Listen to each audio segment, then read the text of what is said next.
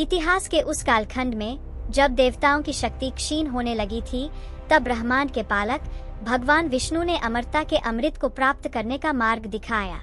यह मार्ग था क्षीर सागर का महामंथन। यह कार्य इतना विशाल था कि इसे कोई अकेला नहीं कर सकता था। इसलिए युगों की शत्रुता को भुलाकर देव और असुर एक असंभव गठबंधन के लिए सहमत हुए। मंदराचल पर्वत को मथनी बनाया गया और नागराज वासुकी ने स्वयं को रस्सी के रूप में अर्पित कर दिया और इस तरह ब्रह्मांड का सबसे बड़ा यज्ञ आरंभ हुआ। मंथन के वेग से सागर गर्जने लगा। एक एक कर 14 दिव्य रत्न प्रकट हुए। पर जब अमृत की आशा अपने चरम पर थी, तब सागर का रंग बदलने लगा। जल काला पड़ गया और उसमें से ब्रह्मांड का सबसे घातक विष हलाहल प्रकट हुआ। यह कोई साधारण विष नहीं था, यह सृष्टि का अंत था। इसकी विनाशकारी ज्वालाएं नक्षत्रों को भी हुलसा सकती थीं। देव और असुरों का शौर्य जवाब दे गया। उनके दिव्य अस्त्र शस्त्र प्रभावहीन हो गए। संपूर्ण ब्रह्मांड में त्राहिमाम मच गया। जब त्रिदेवों में से ब्रह्मा और विष्णु भी उस प्रलयंकारी विष के समक्ष विवश हो गए, तब केवल एक ही आश्रय शेष था, कैलाश। भयभीत देवता अपनी अंतिम आशा लेकर उस पर्वत पर पहुंचे जहां काल भी प्रवेश करने से काम पता है। वहां महायोगी भगवान शिव समस्त सृष्टि की उथल पुथल से दूर गहन समाधि में लीन थे।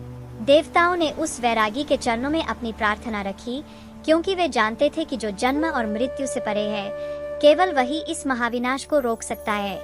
करोड़ों सूर्यों के तेज के साथ महादेव ने अपनी आंखें खोली। उनकी असीम करुणा ने देवताओं की पुकार सुन ली थी। वे उस स्थान पर प्रकट हुए जहां हलाहल का आतंक था। उनके आते ही विनाश का वेग भी थमसा गया।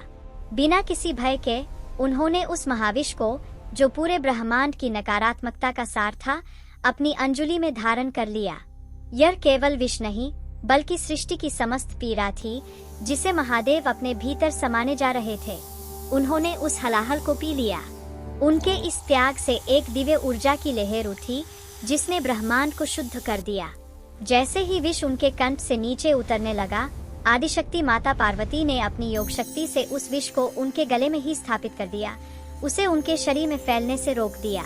उस विष की प्रचंड ज्वाला ने उनके कंठ को सदा के लिए नील वर्ण का कर दिया।